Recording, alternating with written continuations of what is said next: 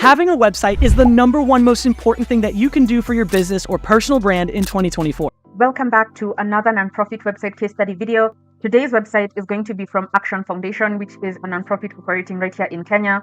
We are going to be using the elements that were shared in a previous video, one of our previous videos on the 10 elements of an effective nonprofit website. Those are the elements that we shall be using to go through our website for learning purposes. So you know what to take away to replicate on your own nonprofit website, as well as what to avoid. So starting strong with the header section, we can see that the landing page, what we are on right now is the landing page. It is the first thing that a stakeholder or a donor or a volunteer will see when they land on the Action Foundation website. You can see that they're starting strong with a mission statement and they have 2 call to action buttons. As someone who has already gone through this website, I will say that the Action Foundation website is one of the best websites for nonprofits that I have come across so far. And we are only a handful of videos into the nonprofit website case study, and so I'm sure we're going to see more and more nonprofit websites that are doing a really good job communicating and reaching through to the target website user. Now, when you're creating a website for a nonprofit, what do we think about when we're creating websites for nonprofits? We think about who the website is for. The website is not for your team. The website is not for even you as the founder. The website is not for you. The website is for your donors, your current donors, your future donors, as well as volunteers and well-wishers.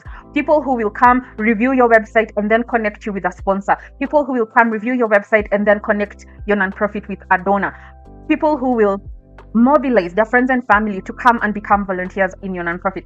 Those are the people we build websites for. So we are going to scroll through this website and see what there is to learn from how the website has been structured. Now, before we scroll, let's briefly talk about the header section. We can see that they have the home button, who we are, what we do, resources, stories, media and updates, and then the donate button. Now, the feedback for this would be to leave the donate button as is. But for the who we are, okay, number one, the home button is not necessary because on all WordPress websites, when you click the logo, it automatically brings you back to the home page. And so we have found that the home button is often not necessary. It's just an added element that further crowds the primary menu. So my feedback for that would be to remove it altogether. Now, under the who we are section, that is where you add your team. Under the who we are section, that is where you add other things like your blog. That's where they go. Who we are, that's where they go. You can also add under the who we are, you can also add your contact page to be under there. Then there is what we do. Under the what you do section is where all your programs should be. And what you do should be where the impact is, should be where you really reach through to your donor, where you really reach through to your sponsors. So that is under the what we do section.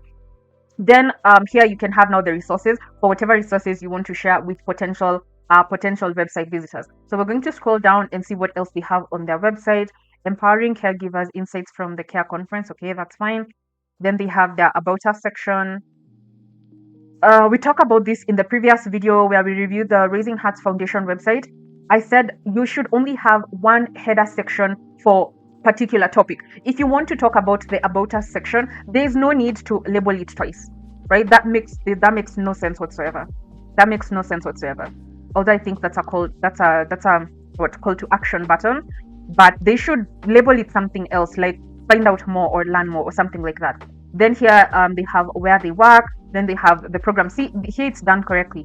It's very confusing when you have 2 header sections that look identical. So I think that this section here, they've done it correctly because they talk about where they work and then the button says programs, right? So that makes perfect sense. Then they have featured stories. I think this is from the blog section. And then down here, they have the newsletter sign up section. And then here they have a donate section. Honestly, this is one of the best nonprofit websites. One of the best nonprofit websites we've come across in Kenya. We are going to be doing a whole different segment on featuring nonprofit websites that are very well done, that would act as the best possible case studies for you to review, and then you can almost cut and paste their structure as well as how they go about communicating and reaching through to their target audience. And so we can see here that under their donate button, they have their programs, and they also have trust badges in the way of awards that they have won, as well as partners they have worked with in the past. Now that is how you do a donate section on your homepage, because it instills trust in any potential donor, any potential partner. So that is also something that we recommend. And then under that, they have the social media buttons, which is held in the footer section. I also like the footer section. I think that they have some wasted space, so I would recommend that they add something like their logo, and then the footer section would be perfectly complete.